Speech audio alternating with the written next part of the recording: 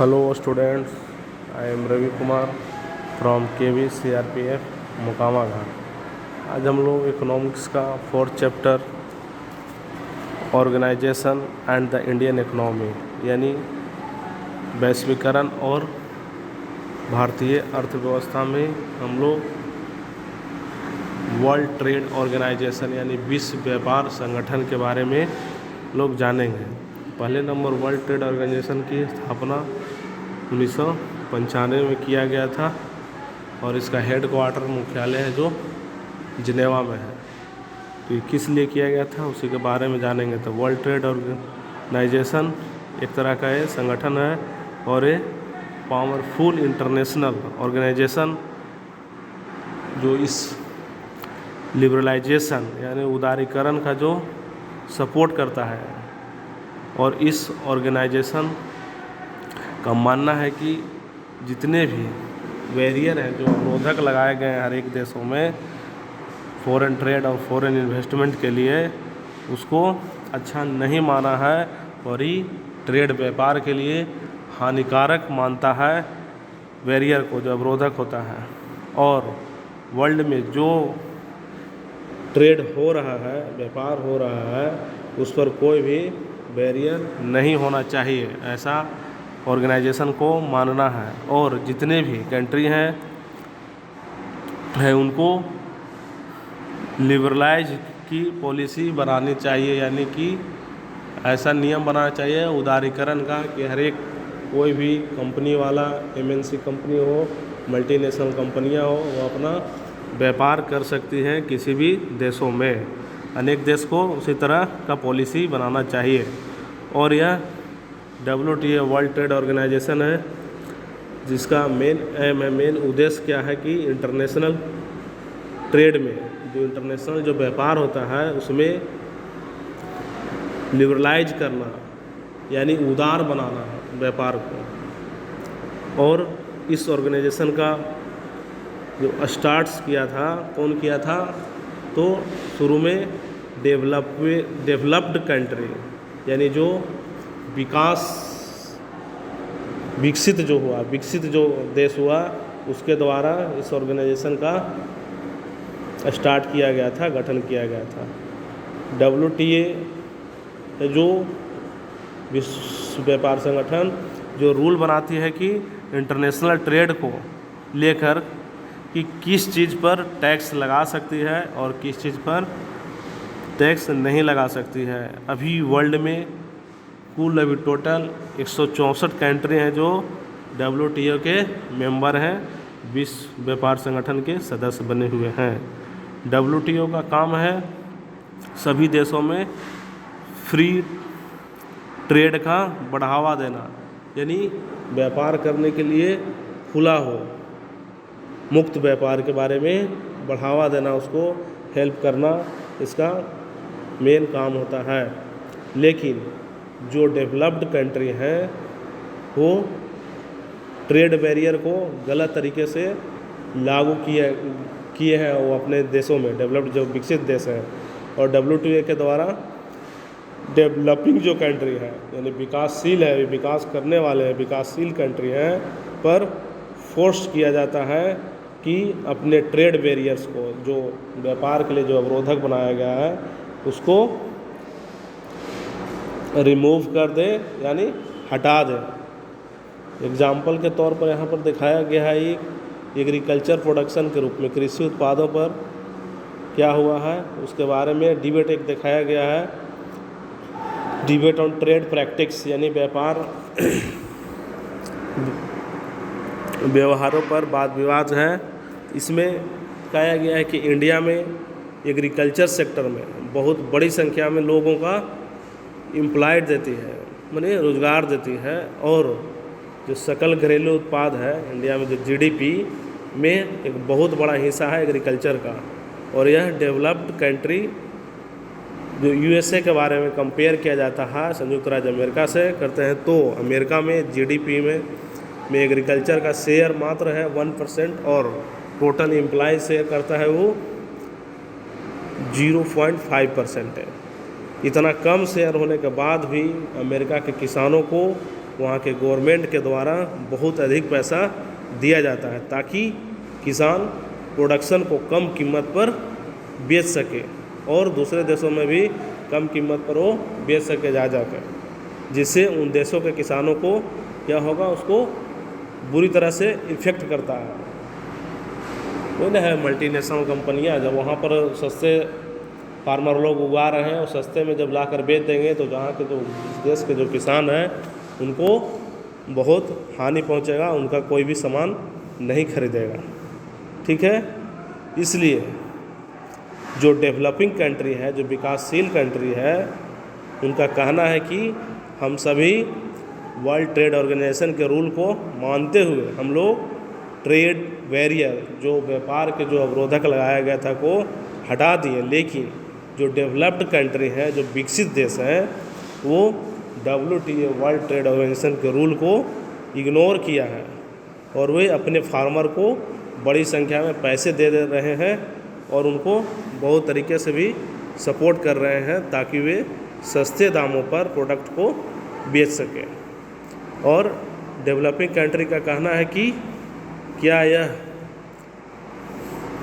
Free and fair trade है, तो यह क्या है कि बिल्कुल भी यह फ्री एंड फेयर ट्रेड नहीं है, ऐसा नहीं होना चाहिए। एक डेवलपिंग कंट्री के कहते हैं यानी विकासशील देश। ठीक है, फिर एक और पॉइंट हम लोग जानेंगे, impact of globalisation in India, मैंने भारत में ग्लोबलाइजेशन वैश्वीकरण का प्रभाव क्या पड़ा उसके बारे में हम लोग जानेंगे।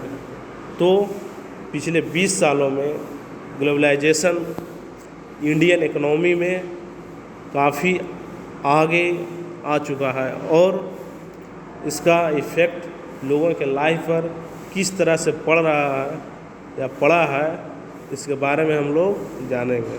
तो ग्लोबलाइजेशन की वजह से कंपटीशन बढ़ा है, प्रतिस्पर्धा बढ़ा है प्रोड्यूसर के बीच में, चाहे वह लोकल प्रोड्यूसर हो या फॉरेन प्रोड्यूसर हो। इसका एडवांटेज डायरेक्टली किसको मिला, कंज्यूमर लोग को मिला है, जो उपभोक्ता हैं उसको एडवांटेज मिला, लाभ मिला है कि किसका, ग्लोबलाइजेशन का, वैश्वीकरण का। विशेषकर किसको, अर्बन एरिया में के जो कंज्यूमर हैं, उपभोक्ता हैं, को लाभ मिला है, जिससे वे लोगों को अब पहले से अधिक चॉइस मिला है। वो जब ग्लोबलाइजेशन किया गया, वैश्वीकरण किया गया, तो अनेक कंपनियां एक दूसरे देशों में गए, तो वहाँ के तो एक लोकल मार्केट का कंपनी ही है, और जो अदर स्टेट से जो वहाँ पर गए कंपनी, उनका अलग मिला प्रोडक्ट। इससे क्या हुआ, वहाँ के लोगों को चॉइस अधिक मिला और इनके बाद और क्या हुआ कि इसके साथ साथ उनको बेहतर क्वालिटी में भी मिले कोई भी चीज़, और लोअर प्राइस में भी, कम दाम में भी मिला, जिसके कारण ये लोग जो थे अर्बन एरिया के लोग बहुत ही हायर स्टैंडर्ड को एंजॉय कर रहे थे, माने उच्चतर जीवन स्तर में जी रहे थे, आनंद ले रहे थे, जो कि पहले पॉसिबल हुआ करता था। यानी कि पहले से अब लोगों का जो लाइफ है जो हायर स्टैंडर्ड में उन लोग जी रहे हैं।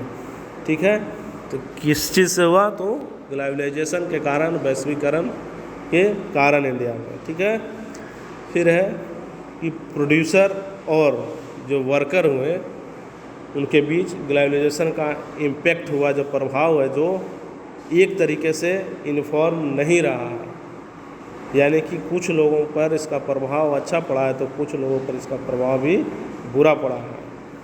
तो पिछले 20 वर्षों में जो मल्टीनेशनल कंपनीज हैं, बहुराष्ट्रीय कंपनियां हैं, का इन्वेस्टमेंट, निवेश इंडिया में इंक्रीज हुआ है, मतलब कि बढ़ा हुआ है। इसका मतलब है कि इंडिया में उनको इन्वेस्ट करने में वो उनको प्रॉफिट हुआ है।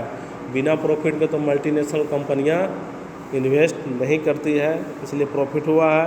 इसलिए मल्टीनेशनल कंपनियां अर्बन एरिया के इंडस्ट्रीज में इंटरेस्टेड हैं, यानी कि इच्छा रखते हैं शहरी इलाकों में अपने उद्योग को लगाने में। जैसे मैं एग्जांपल के तौर पर दिया है सेलफोन का, ऑटोमोबाइल्स का, इलेक्ट्रॉनिक्स का और सॉफ्ट ड्रिंक जो ठंडा पानी जो पीते हैं पेयजल, उसके बारे में भी फैक्ट्री लगाया गया है इंडस्ट्री। और फास्ट फूड, जंक फूड जो है, और सर्विस सेक्टर में बैंकिंग सर्विस में है, इन्वेस्ट करने में इन लोग इंटरेस्ट लिया है। कौन? तो मल्टीनेशनल कंपनियां, ठीक है।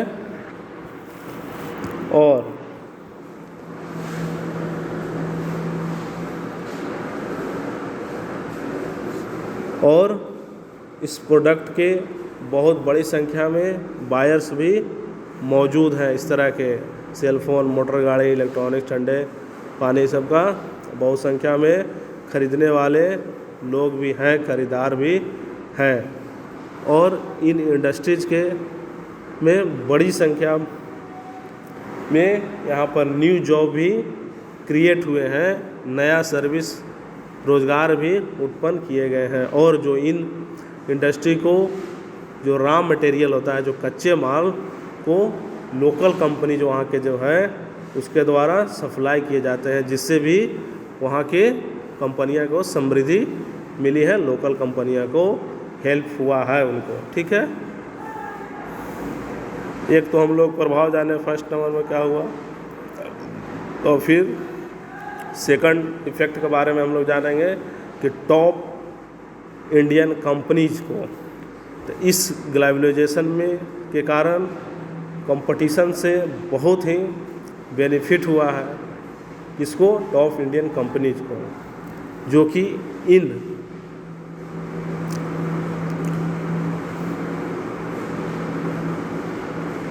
जो कंपनीज हुए वो new technology and production method, यानी कि नवीन प्रौद्योगिकी और उत्पादन प्रणाली का जो हुआ उसमें इन्वेस्ट किया है, जिससे उनका प्रोडक्शन स्टैंडर्ड, जो उत्पादन के जो मानक क्षमता है जो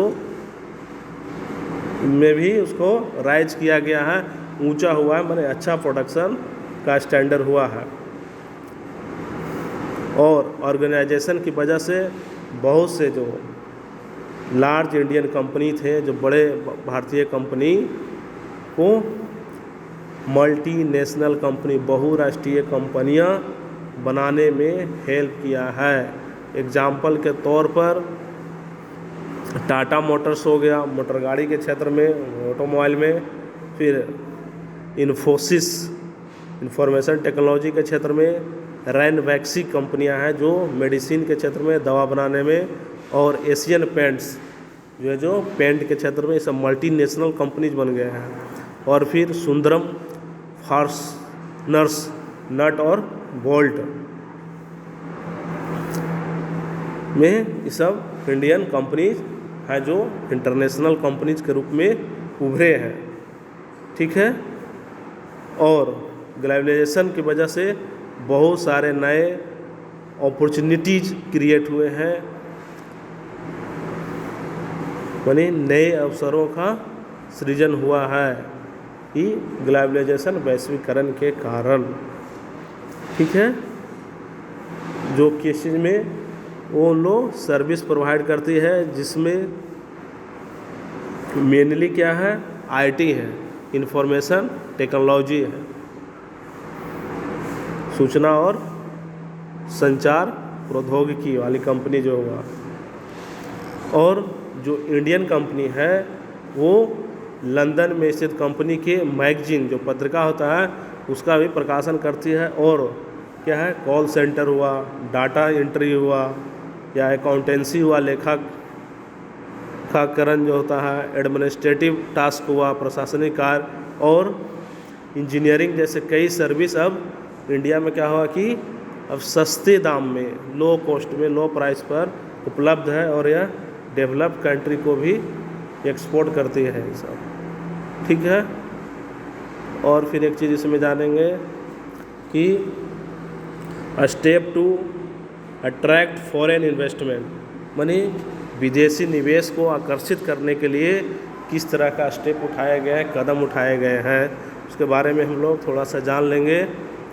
तो फॉरेन इन्वेस्टमेंट को अट्रैक्ट करने के लिए, आकर्षित करने के लिए अपने तरफ के लिए सेंट्रल गवर्नमेंट या फिर स्टेट गवर्नमेंट इंडस्ट्रियल जोन, जो औद्योगिक क्षेत्र होता है, उसको बनाती है, जिसमें से special economic zone SEZ says